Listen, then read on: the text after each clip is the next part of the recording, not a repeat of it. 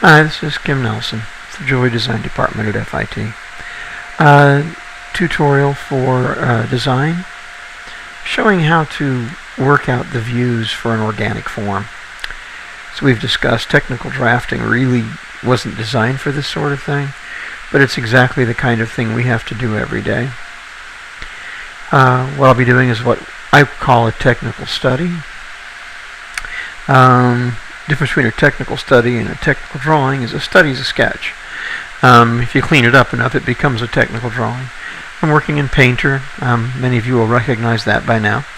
I do have the grid set up to 3 millimeters.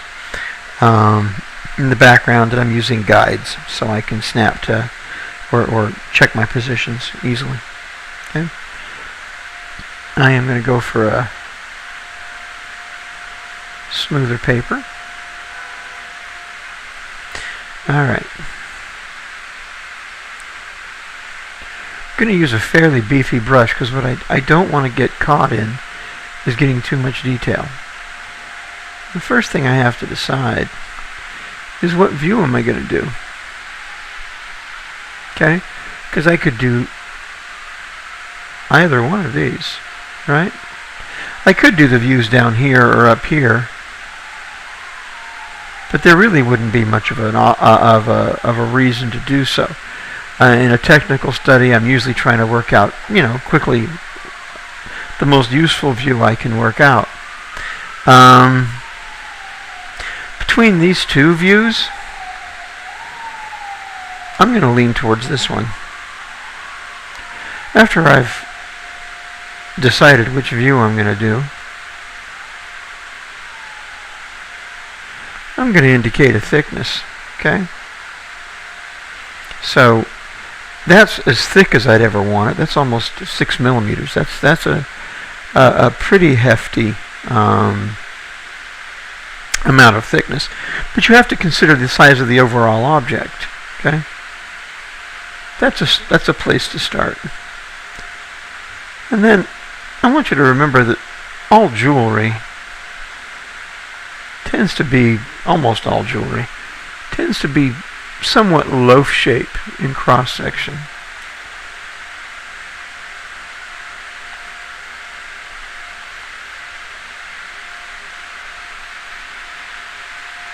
So if I do something like that,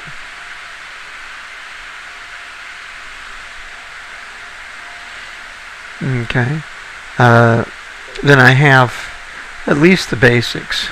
Now I will use my mechanical drafting. Don't know where my rulers went to. They're here, I'm sure. Yeah. And pick out the things that I can see, which are corners.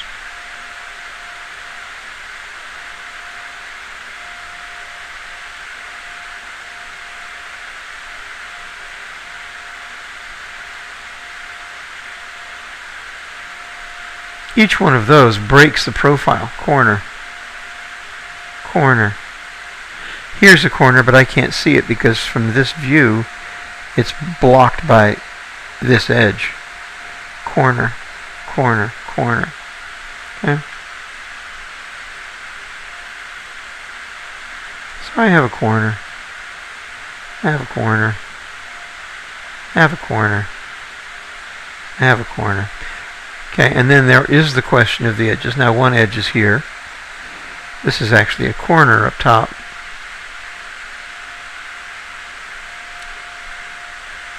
I do have this edge right here. So I'll bring that in. Okay?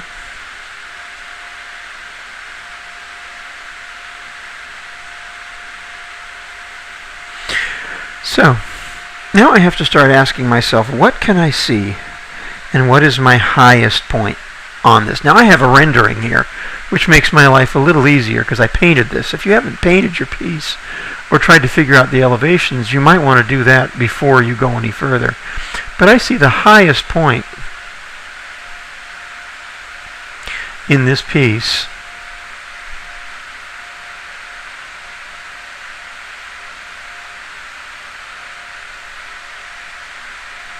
really kind of flowing along like here.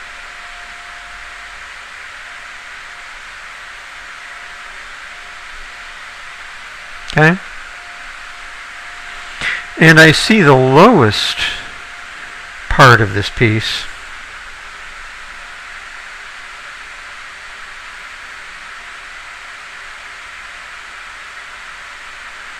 I should use a finer paintbrush if I'm going to write.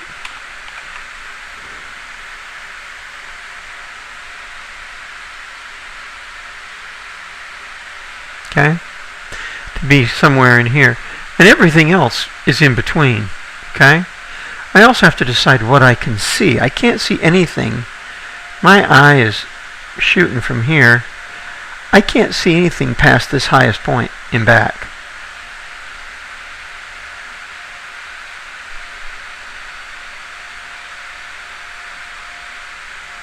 So all of this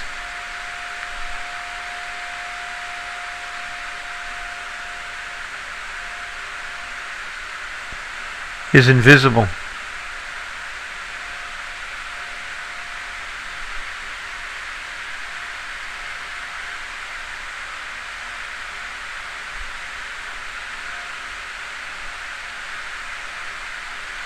There's no way I'm going to see it.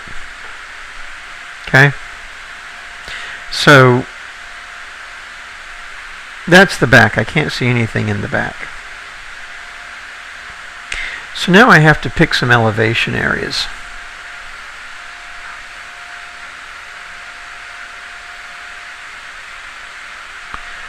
Like I said, this is pretty much the lowest here. I need to decide if this or the head are higher. I think the head is higher.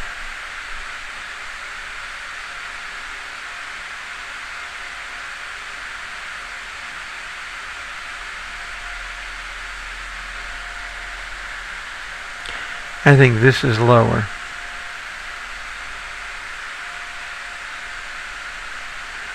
Pick out a different color so it's a little easier to see that differentiation.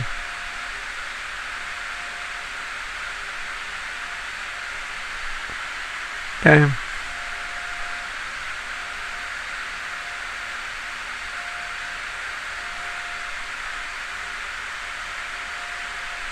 All right.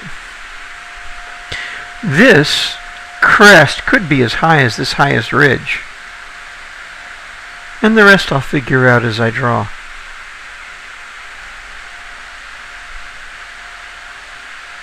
Okay.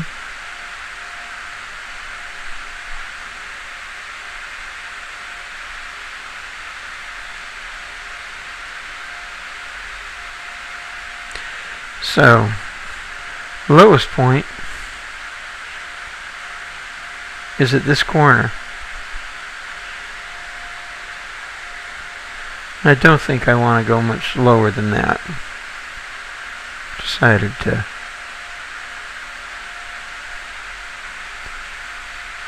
give myself some grain back into my brush strokes. Okay, so that's my lowest elevation here. That means this elevation, which is the belly, because I have a rib here, has to be higher than that. And that means my face has to be higher than the belly. Okay? So I've got to think some of these things through. This actually feels like about the right height for that face at the most. I really don't want this gargantuan fat piece of material here. That means this belly. Now this ridge could be about the same as the face. But the belly is going to be a little lower. And the tail is going to be the lowest. Okay?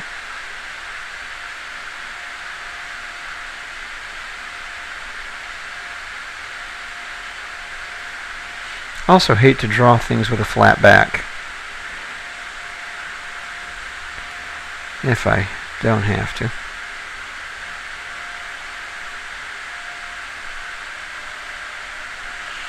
I see this being about the highest point right here. So I'll let that fall away.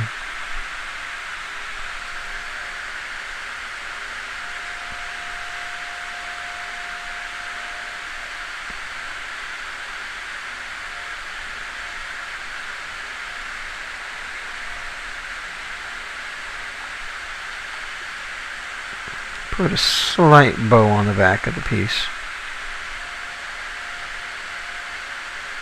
That slight bow, by the way, will cost you a fortune in production jewelry. This is something that happens on high-end jewelry. But if you can relieve a flat back on a piece, it does make a huge difference on how it feels in your hand. Okay? On my face, I have some sub-levels.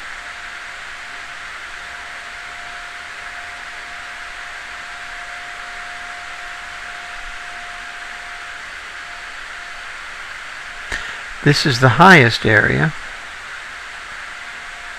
going on down, so I'm going to try and catch that.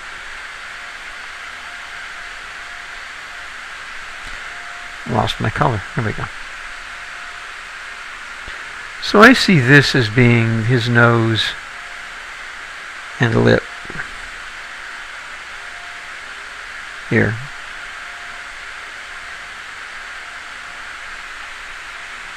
I want it to do something like that. Okay.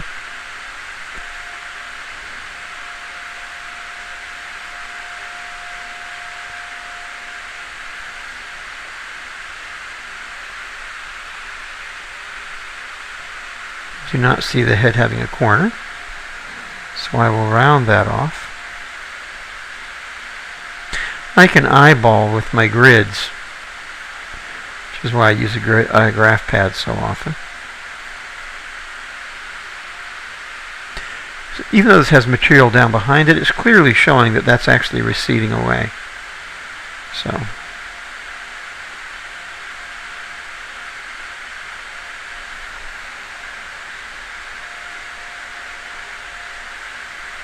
I feel it doing something like this. And when I say feel, that's exactly what it means. I'm trying to picture what this thing is that I'm drawing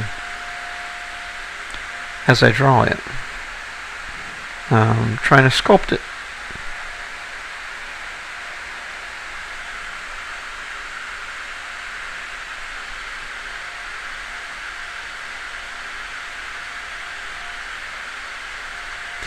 His eye is here. Now I can see the eye from the top, but I can't see it from the front. From the front, the eye is just a bump.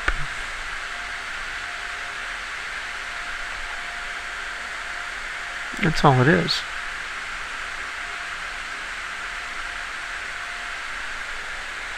Okay, that's enough. This ridge is a very important feature.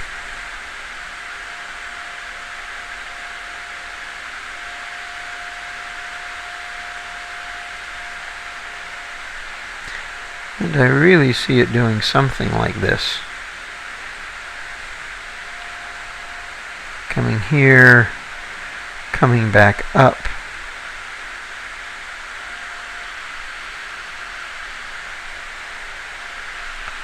Giving it a nice organic feeling. It's important to know what this cross section is right here. Okay? And to draw it, this cross section's a half round. Okay? So when this tail comes up and around,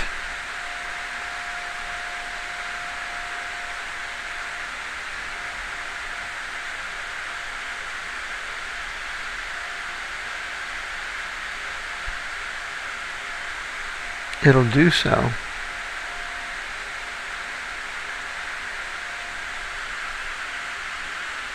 like this, accommodating that cross section.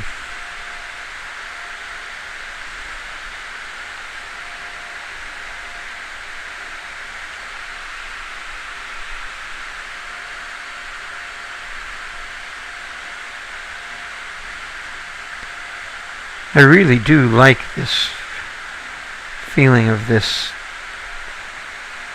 waving in a soft way.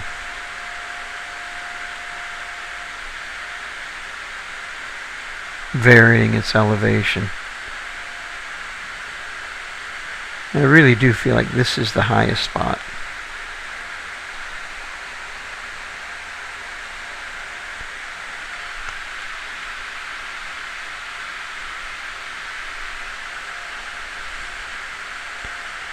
The rest of this, I actually feel, isn't much higher, if any higher, than the head.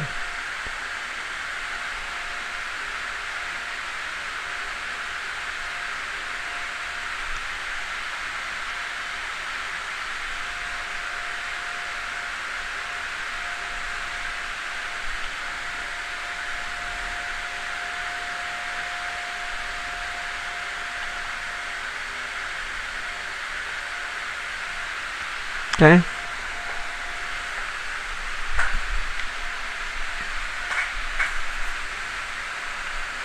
Now, whoever the designer was, he gave me very little idea of what this is supposed to be.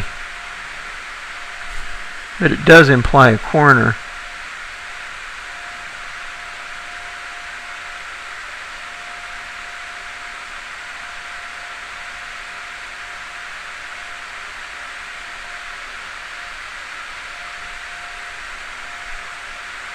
Starting from about right here.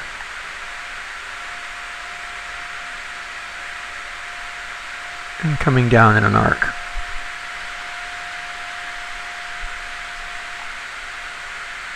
How that actually works is something I would like to do in a maquette before I gave it to the shop. Or have a model maker that I'm really comfortable with and let him resolve that piece of mystery for me.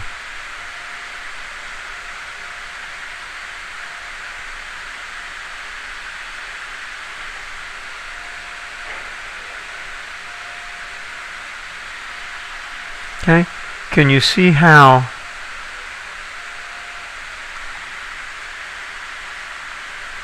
the form begins to evolve?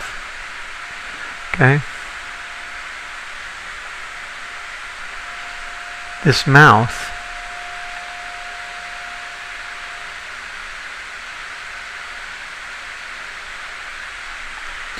is actually all one piece.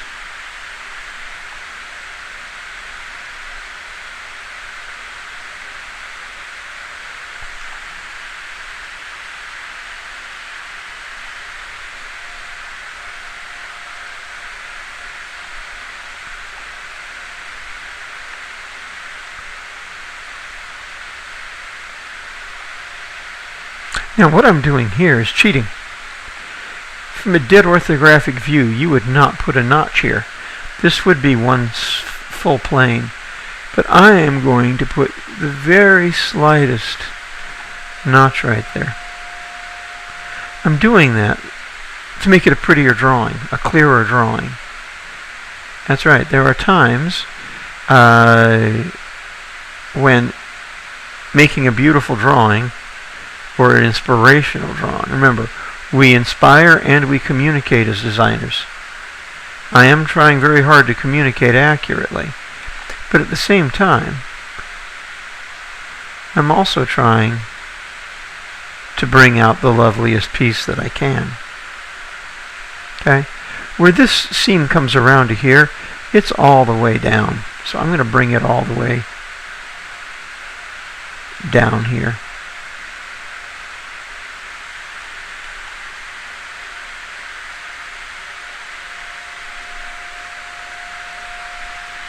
Okay. And that actually gives you a pretty clean idea of what this is supposed to be. I'm going to turn off my grid now. Alright.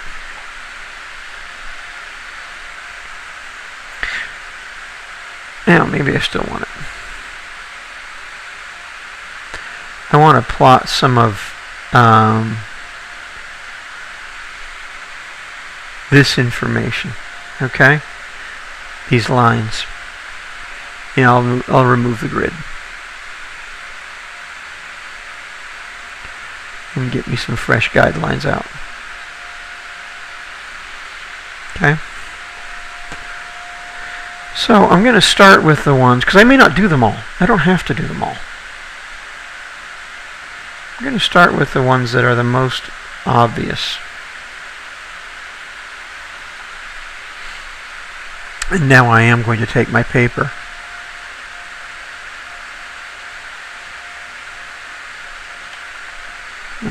I lost my paper tab.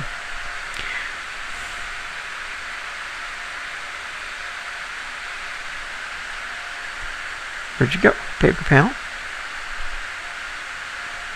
Says it's here, but it's not.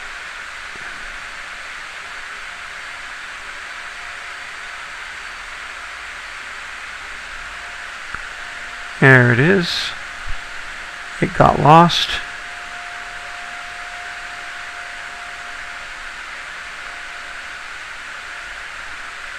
Hold it there with a little blue, and there we have it. Okay.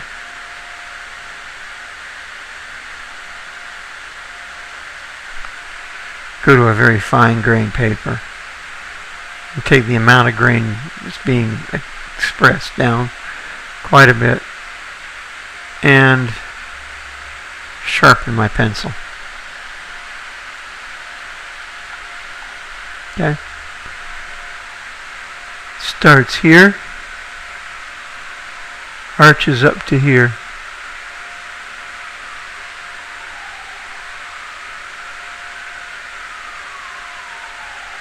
This one's a straight line from front to back. This one, the front,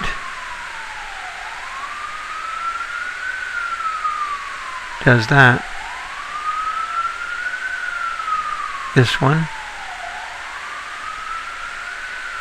the same. Now I'm going to save because Painter wants to crash. Painter is very unstable as programs go.